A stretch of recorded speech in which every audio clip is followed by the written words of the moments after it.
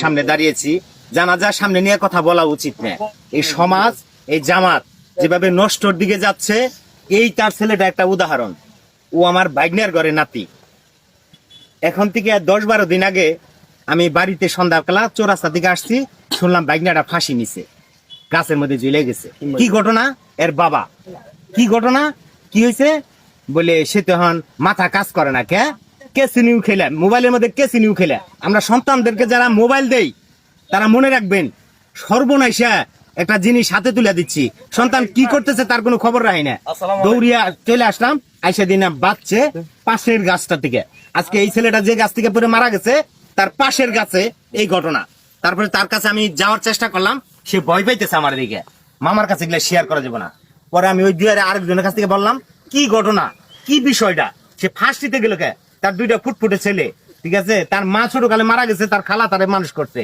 পরবর্তীতে বললো তাদের বাড়িতে অভাব অনটনের মধ্যে বিদ্যুতের লাইন 5,000 টাকার জন্য কাইটে দিছে।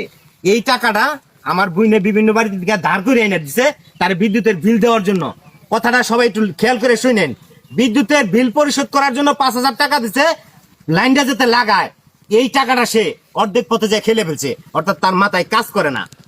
সে এই শরমের লজ্জায় গিনাই সে নিজের জীবন শেষ করে দিবে। আমরা সন্তান মানুষ করি খুব আশা করে।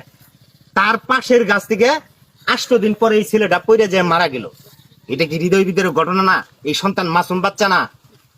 এই হলো সমাজের পরিস্থিতি। আমরা সমাজে আরো সচেতন হব। এই যে মোবাইল দিচ্ছি, এই মোবাইল সর্বনাশা মোবাইল মানুষের জীবনকে নষ্ট করে ফেলে, মানুষের ব্রেনকে নষ্ট করে ফেলে। মাদক যেমন নষ্ট করে, এই মোবাইলও তার একটা এফেক্ট। আমরা মোবাইল চালানোর একটা উপযুক্ত বয়স আছে, মোবাইল চালানোর একটা সময় সুযোগ আছে, কিচ্ছু মানি না। মোবাইলে কিছু ফ্রি গেম আছে, যে গেম মানুষকে আকৃষ্ট করছে, নেশার মতো আকৃষ্ট করছে। আমরা এইগুলো থেকে সচেতন থাকার চেষ্টা করব। হ্যাঁ,